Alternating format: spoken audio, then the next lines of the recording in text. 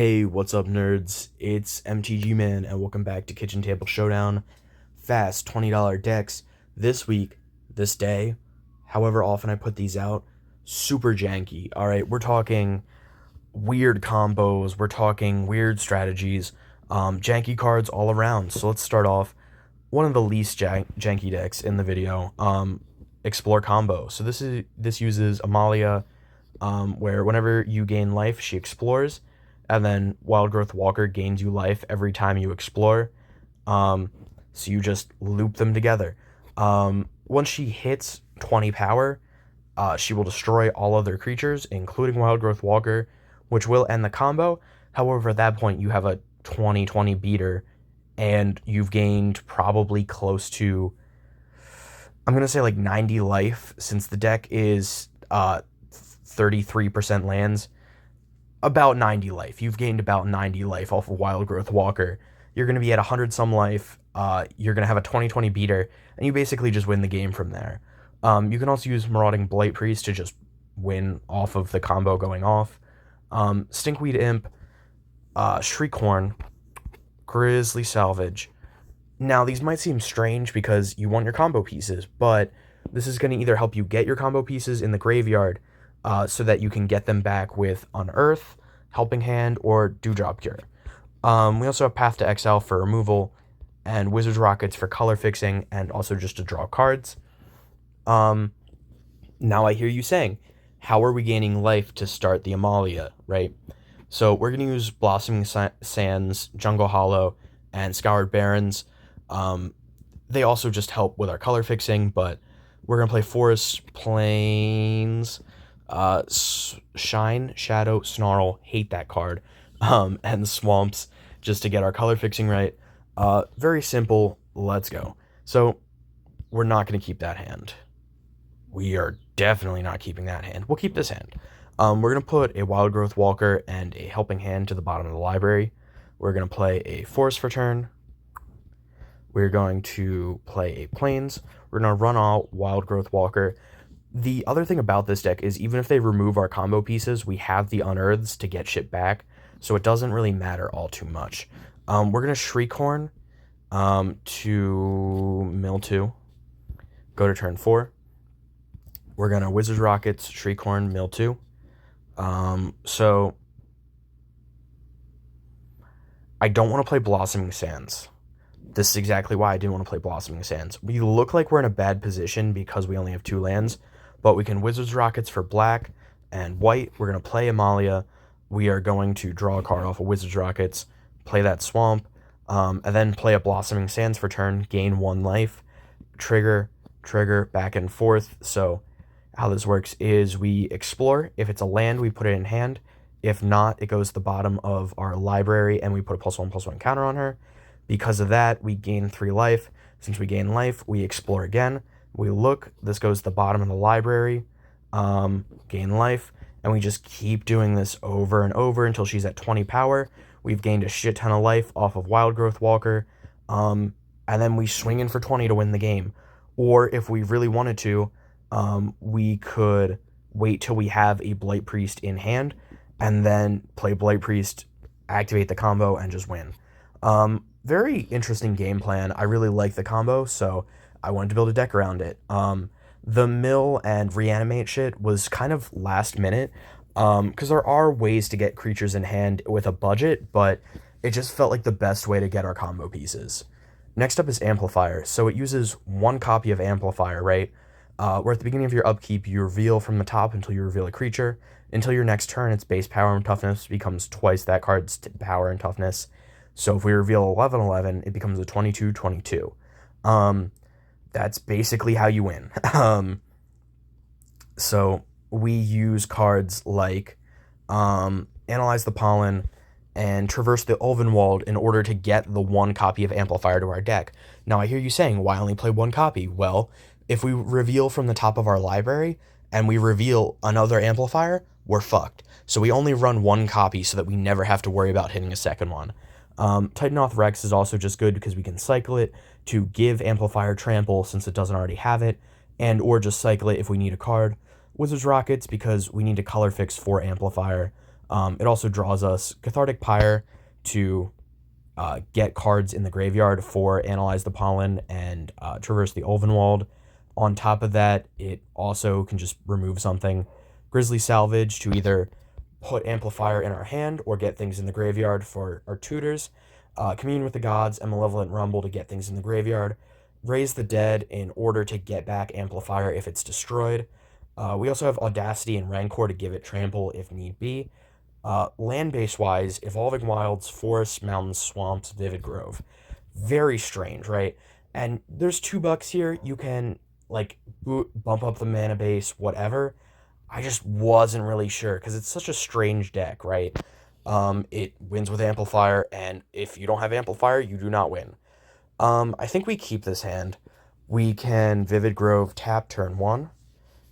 We will play a Forest, take a counter off Vivid Grove, Grizzly Salvage. So we're going to look at the top 5. We put a land or creature into our hand. We'll put the Forest into our hand, put the rest into the graveyard. Go to turn 3, play a Forest for turn. At this point, we have 1, 2, 3 card types in the graveyard. So as risky as it may be, I think we might Cathartic Pyre for red, or Vivid Grove for red. Oh wait, why would we Vivid Grove for red? We wouldn't play a Forest, we'd play a Mountain, we'd play a Cathartic Pyre, we're going to discard the Forest and a Audacity, so now we're at 4 different types. So Traverse the Ulvenwald will find us a creature, so we're going to Traverse the Ulvenwald, we're going to search for Amplifier, we're going to move it to our hand, we are going to shuffle, and then we move to turn 4.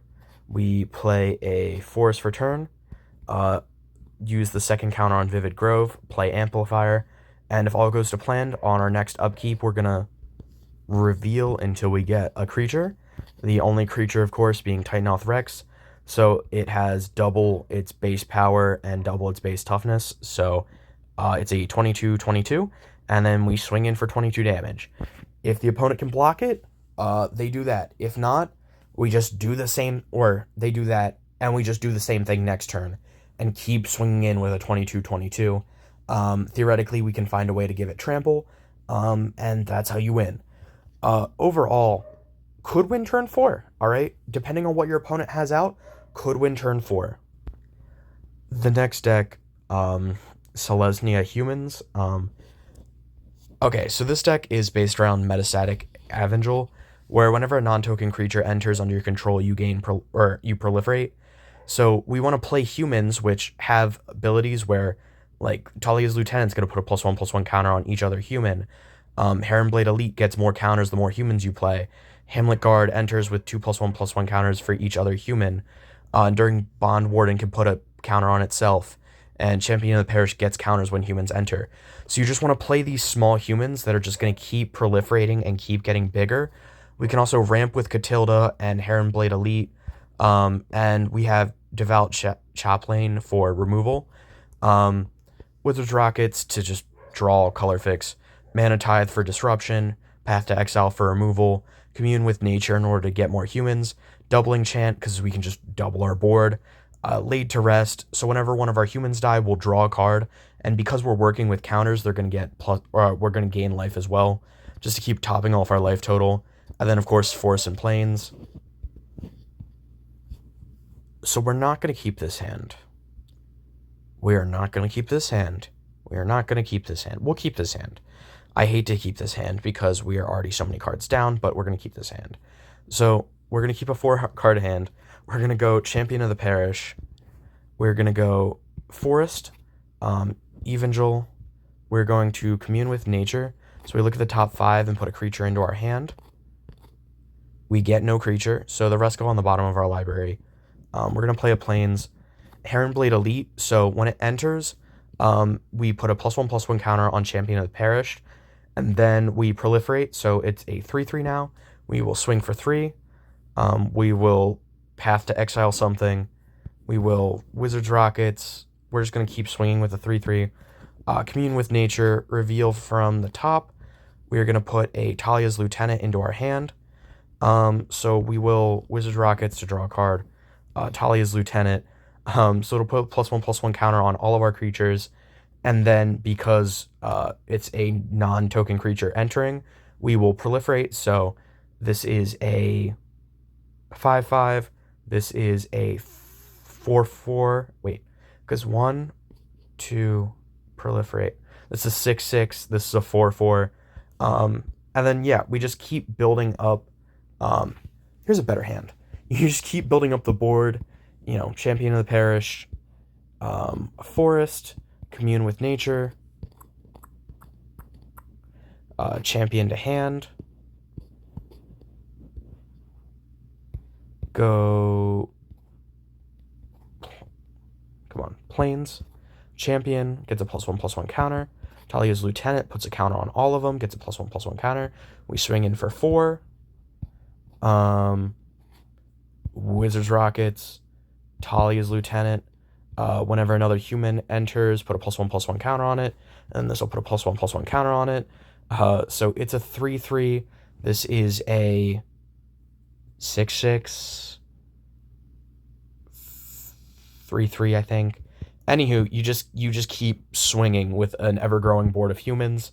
You know, you play Avengel, you Wizard's Rockets for 0 to draw a card. You play a Plains for turn, and you just keep swinging. That's basically how the deck works.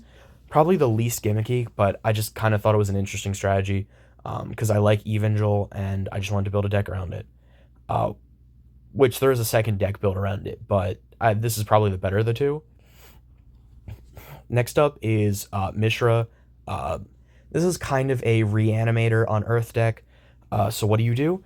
You discard big creatures like Angel of the Ruins, Combustible Gearhulk, Magister Sphinx, and Sundering Titan. Titan is going to control your opponent's lands. Angel of the Ruins is going to swing for 5, and also it can cycle itself, and also it can be removal. Combustible Gearhulk, your opponent's just going to let you draw the 3 cards because what's in the deck is like, here's a 7 mana, here's another 7 mana. If you reveal the top 3, or if you mill the top 3, it could just lose them the game, possibly. So they're probably going to let you draw 3 cards. Either way, it'll swing in for 6. We also play Charcoal Diamond and Fire Diamond because we need mana acceleration. Dark Ritual to get Mishra out as fast as possible. Cathartic Pyre, partially as removal, but along with that and Reunion and Looting and Wheel of Fate, it's how we're going to get our Sphinx, our Gearhulk, and our Titan into the graveyard. Blood Chief's Thirst for removal, and then just Mountains and Swamps. Overall, very simple game plan, but very efficient. So I think we would not, definitely would not. I think we have to keep here. So I think we go 2 mountains to the bottom. We're going to mountain, we're going to pass, we're going to swamp. We're going to Charcoal Diamond, enters tapped. We are going to swamp. We are going to Cathartic Pyre, discarding 2, drawing 2. Go to turn 4, play a mountain for turn. Play a Fire Diamond for turn. And we're screwed. I've had really good test games, so I'm a little sad that kind of screwed us. I think we will not. I think we will. I think we're going to put a Swamp to the bottom. We're going to Faithless Looting, draw 2 cards, put 2 mountains in the graveyard. Okay, so turn 2, we're going to Swamp, we're going to Cathartic Reunion. I think we discard Pyre, Mountain, draw 3. There's the Mishra we're looking for. So we're going to Swamp. We're going to Dark Ritual. We're going to play Mishra. We're going to go to turn 4. We're going to Charcoal Diamond. At this point, we actually don't have anything to bring back with Mishra. So we're just going to keep... I've mentioned it before, I'll play decks and they have really good test games, and then I turn on the camera and the good test games go bye-bye. So we're just going to try that one more time. We will Faithless Looting, we will draw 2 cards, we're going to put Sphinx, and we're going to put a Fire Diamond in the graveyard. We are going to go to turn 2, we're going to play a Mountain, we're going to play a Charcoal Diamond, we're going to go to turn 3.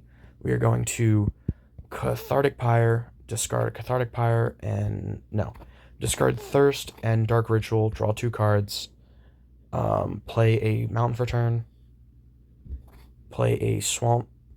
No, we're going to Cathartic Pyre, Dark Ritual, Swamp, draw 2, play a Mountain for turn, play a Fire Diamond, play a Faithless Looting, draw 2. We're going to put, we're just going to hold on to Gear Hulk here. We're going to put the Mountain and the Swamp, so we're going to, just Charcoal Diamond, Dark Ritual, and then 2, 3, 4, 6. Yeah, so when it enters, the opponent is probably going to let us draw 3 cards. So we're going to draw 3. We will play a Mountain for turn, Fire Diamond. We cannot. We're going to Cathartic Reunion. We're going to draw 2. We're going to discard 2. And then draw. And then we're going to play, I guess, a... What the fuck even happened, man? Okay, so I went boop, discarded 2, draw 3. There we go. And then I play Swamp for turn. Play Mishra. Swing for 6. Oh, there's another Mishra. Yeah, I could have used that fucking turns ago. We will activate Unearth. We're going to bring Sphinx back to the battlefield. Because it enters the battlefield, our opponent's life becomes 10. Then we're going to Unearth Angel. We're going to move it to the battlefield. We're going to swing for 5. We're going to swing for 10. Their life's at 10 because of Sphinx. That's how you win the game. Bam. Okay. Next up on the chopping block. So, strange deck. Whereas Mishra is really just a black-red deck with other colors that you, like, discard. Unlucky number 13 is a 4-color deck. What's that mean? Well, that means that the land base is really fucking rough. I'm talking really bad. How does this deck work? So use Triskaidekaphile. When you, at the beginning of your upkeep, if you have exactly 13 cards in hand, you win the game, and you have no max hand size. So you want to activate Triskaidekaphile's ability a whole bunch of times. You have Omen Hawker to help out with that. And then Biomancer's Familiar, Agatha, and Zerta, which are all going to reduce its ability's cost. Theoretically, you get it down to 1 blue and just activate it till you have 13 cards in hand. We also have Chromatic Star and Wizard's Rockets for color fixing. You can use Wizard's Rockets to make all of your mana blue, to just pump into Triskaidekaphile. Cathartic Pyre, again, it's removal, it's, card choice, whatever. Interesting card, and the reason we play white mostly is for leave. So we return any number of target permanents you own to your hand. So if you have Triskaidekaphile out, you can just return everything else to your hand until you have 13 cards, and that might be just how you win. Next up is Path to Exile. It's removal. Transcendent Message is just a draw spell. Commune with the Gods to get Triskaidekaphile to your hand. Dragon's Mantle, because you can put the red into Agatha in order to make Triskaidekaphile cost less. Sure, you put 2 red in, right? You put 2 red in, Agatha will make it cost 3 less. And as long as you're activating Triskaidekaphile's ability multiple times, you're getting value out of it. The other thing is Dragon's Mantle draws you a card, so you're never really going down if you just play it on something random. We also have, that's just how the deck works. It's strange, it's weird, and I'm going to show you, because it's actually strangely effective. So we're going to Wizard's Rockets tapped. We are going to Triskaidekaphile. We're going to Wizard's Rockets for red, draw a card. We're going to play Agatha. We're going to go turn 4. We're going to Chromatic Star, sack Chromatic Star, add, let's just say blue, draw a card, play the Wizard's Rockets with blue, play an island, play a mountain for turn, and then, so at this point, Triskaidekaphile costs 3 to activate. We're going to Commune with Gods, look at the top 5. We're going to put an Omen Hawker into our hand. The rest go to the bottom of the library. We're going to Island to play the Omen Hawker. We're going to Evolving Wilds to search for a Plains. We're going to move the Plains to hand. We're going to shuffle. We'll play well, we don't move it to hand. We move it to the battlefield tapped, but whatever. Wizards Rockets for 0, draw a card. So we're going to tap 1, 2, 3, and then to draw 3 cards with Transcendent Message. Minas Tirith, if I didn't go over it, it's just an alternate win con, especially if you're going to have a large hand size. We will go to turn 7. I think we just want to start drawing cards with Triskaidekaphile. So we're going to go 1, 2, 3. So we're going to draw a card. We're going to go 1, 2, 3. We're going to draw a card. We're going to play a Sheltered Thicket, tap for turn. We're going to go 1, 2, 3. Draw a card. 1, 2, 3. Draw a card. We're really waiting for a... We're not going to play an island. We're going to play a... Oh, shit. I could have... Fuck. Okay, so we're going to... God damn it. Basically, I should have played Evolved One instead. Or Biomancer's Familiar. But you get the basic game plan. You just play a bunch of shit, protect your life total until eventually you get 13 cards in hand, or you put things back to your hand with leave and win the game. Very simple game plan. I just played really stupidly. Next up is Omnispell Adapt, free stuff. This is another really gimmicky deck. So what do? You play free shit with Omnispell Adapt. You can untap Omnispell Adept with Clever Conjurant.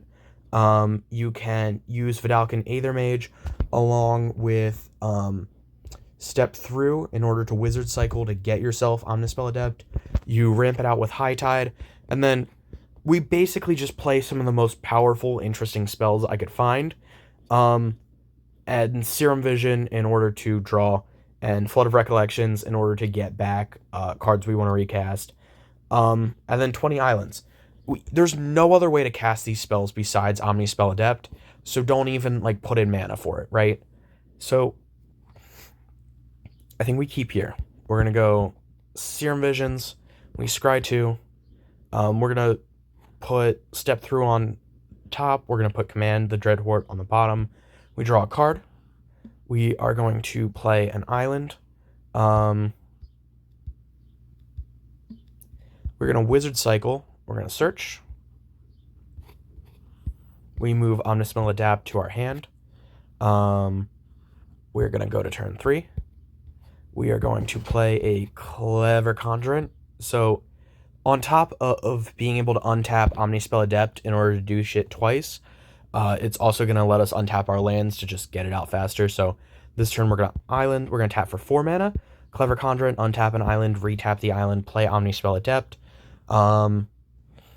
At this point, we go to turn 5, right? We play an island. We go 1, 2, 3. Omnispell Adept, Army of the Damned. We create 13 2/2 black zombies. They're tapped, but on our next turn, we'll be able to swing. We're going to play Flood of Recollections to get back Army of the Damned to our hand. And then on our next turn, we might not even do that. So technically, because it was paid, or because it was cast from your hand, even if you didn't pay its mana cost, you still get to add 10 blue mana. So I think we go 1, 2, 3, Omnispell Adept, add 10 blue mana, right? We exile the top 7 and can play spells. Okay. So we're going to use Clever Conjurant to untap Omnispell Adept. We're going to use one of our floating blue mana from Apex of Power to play High Tide. So now we're going to 1, 2, that's going to be 4 mana, Army of the Damned. And then we're going to use our other 9 floating blue mana to play Clone Legion. Basically just copy everything our opponent has. So we have, 13 2/2 black zombies untapped. We have 13 tapped from recasting. And yeah, you basically just take over the game. That's how the deck works. You cast huge spells for free, and it's pretty cool. Next up is Advisor Mill. So this uses Persistent Petitioners. Basically, you tap 4 untapped advisors to make target player mill 12 cards. If you do that 5 times, that's all 60 cards, and your opponent loses the game. Very simple.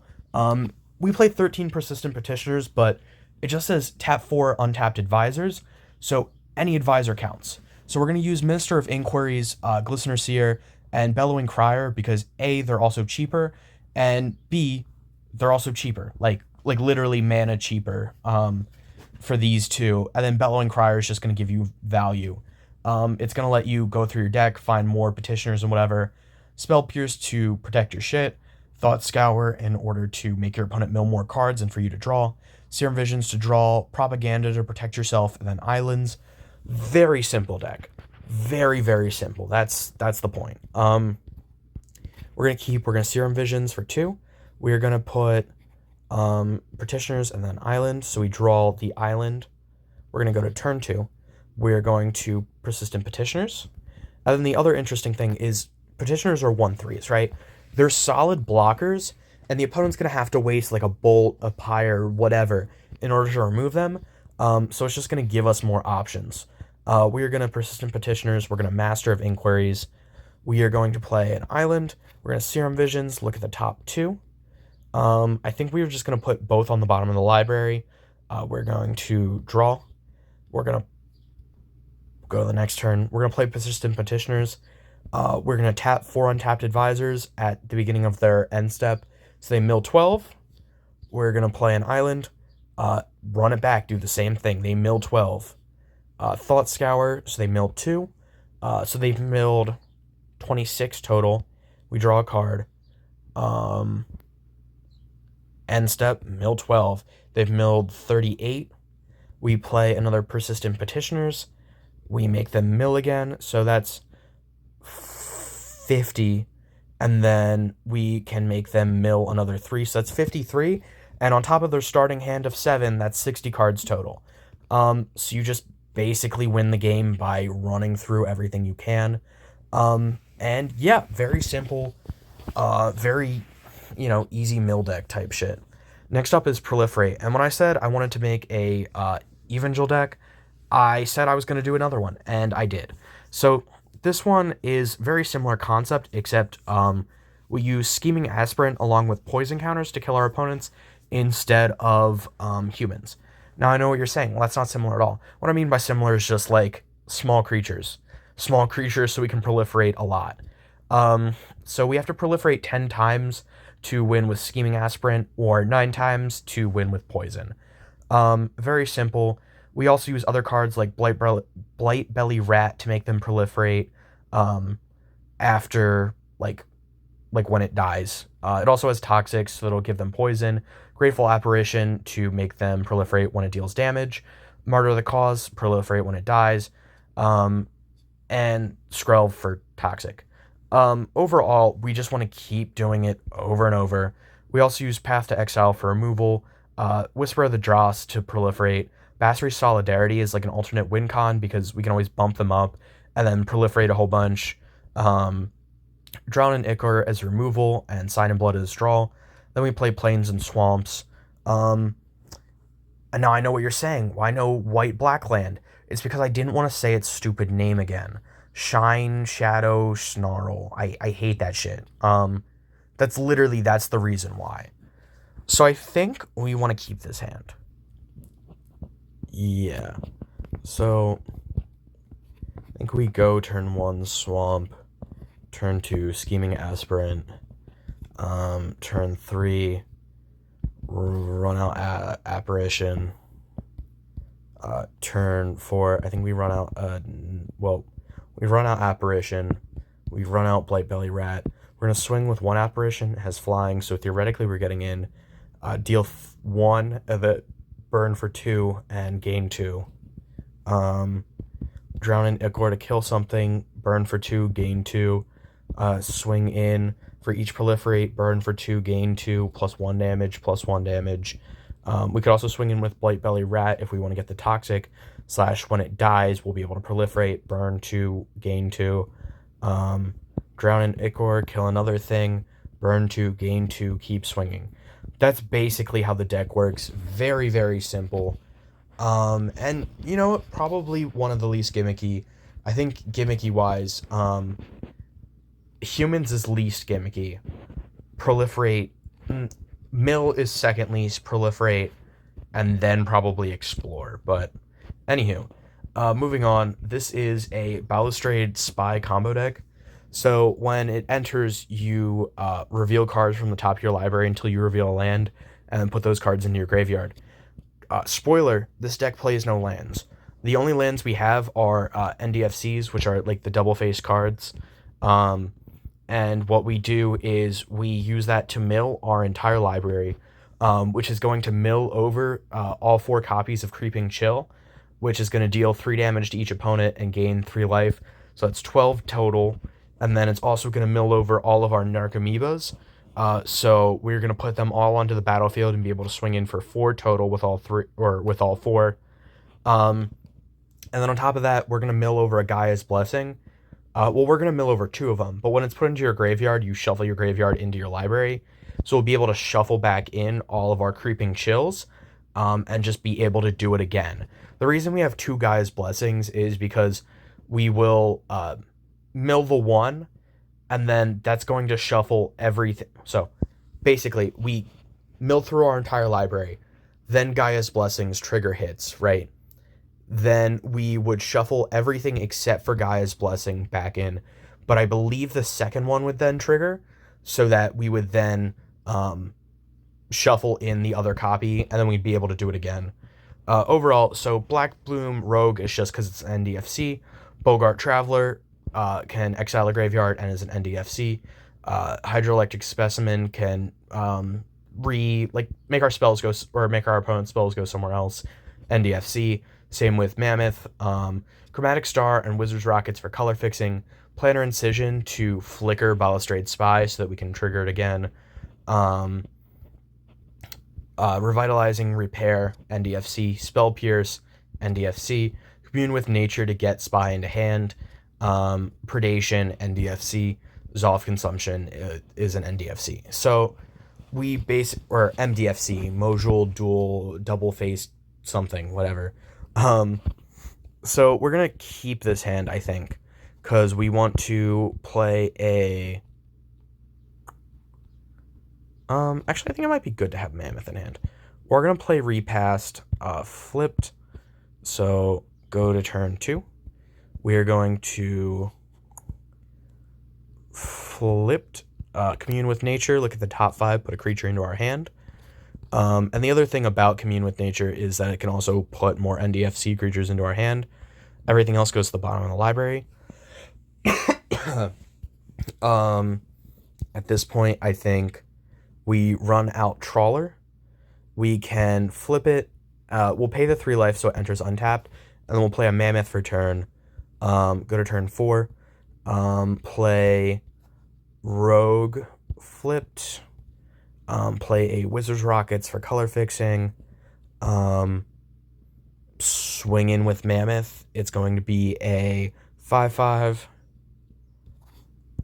Waterlogged Teachings tapped. It's going to be a 5/5, so we'll swing again. We'll crack Wizard's Rockets. Main phase 2, we are going to Commune with Nature. We're just going to put whatever's left on the bottom of the library. Balustrade Spy to hand. And then at this point, we move to turn 6. Unfortunately, Creeping Chills are currently in our hand, but we're going to go Balustrade Spy. We put everything into our graveyard. Deal 3, gain 3 with Creeping Chill.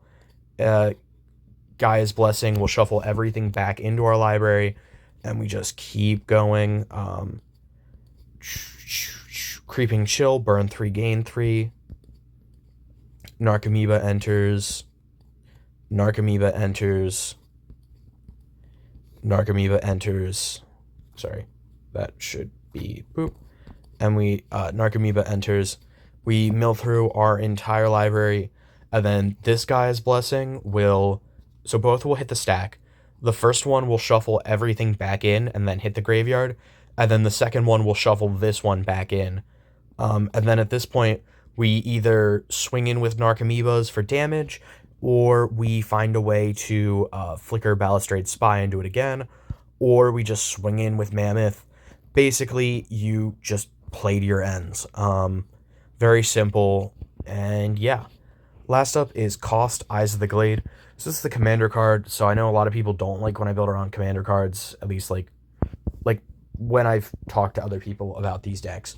But whenever a creature you control that was turned face up this turn deals combat damage to a player, you draw a card, and you can tap it to turn target face down attacking creature you control face up. So what we do is we put Primeval Spawn or Zatalpa Primal Dawn face down. How do we do that? Well, we manifest it with Soul Summons, Wind Call, Light Form, or just those three.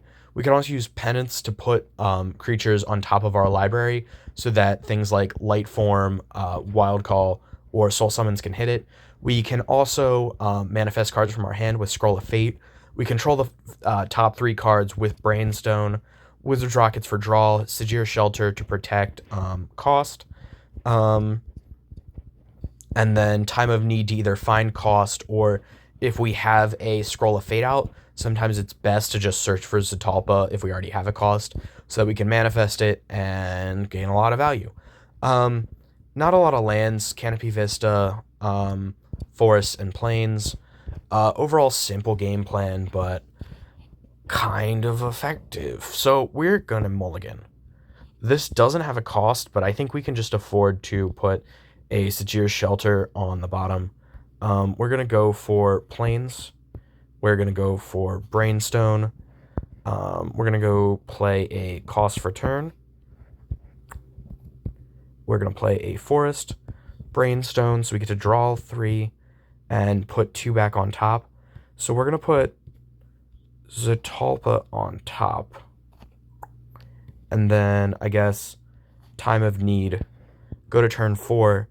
We're gonna Soul Summons to manifest the top card of our library, so it's face down as a 2/2. We'll play a Plains for turn. I think we just wait. Go to turn 5. We're gonna swing, and then we'll tap cost to transform it. So now it's a 4/8 with double strike, flying, vigilance, trample, indestructible. And then when it deals damage to a player, we draw a card. But because of double strike, we'll be drawing 2 cards. So we got 1, 2. Go to turn 6. And yeah, basically you just want to cheat out shit. At this point, maybe we use Light Form just to manifest something at random. So flip. We can Time of Need to get another Zatalpa if we get scrolls. But either way, we just keep swinging in with Zatalpa for damage and eventually win the game. Overall, very simple. There was a different cost deck I had planned originally. It was more of a morph deck, where you use Dark Ritual to morph things early, and then you just flip up big threats that you can't cast any other way with Zatalpa. But it was just way too gimmicky, and it relied on too many colors, so it kind of hit the trash. Anywho, that's been Kitchen Table Showdown. Let me know if there's any decks you want me to do. I've been looking at different cards I want to build around. I have a Captain Storm I think could be a really cool piratey deck. I have Rites of Spring, Seismic Assault, because I thought that would just be fun. There's this really interesting one where you basically don't play lands.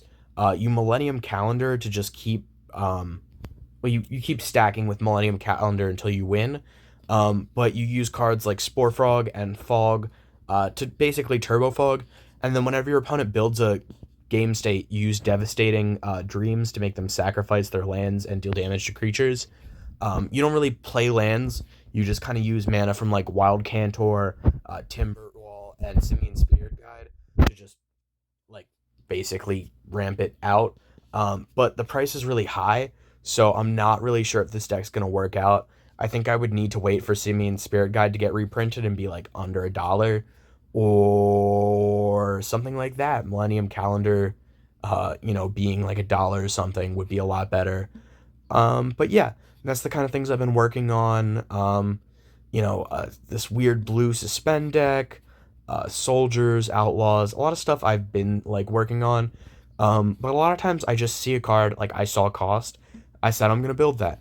I saw metastatic Evangel, and I just built that. I saw Mishra, I built Mishra. Um, but that's been it. That's been Kitchen Table Showdown for the day, and I will see you later. Peace out, nerds, and fuck you, yeah.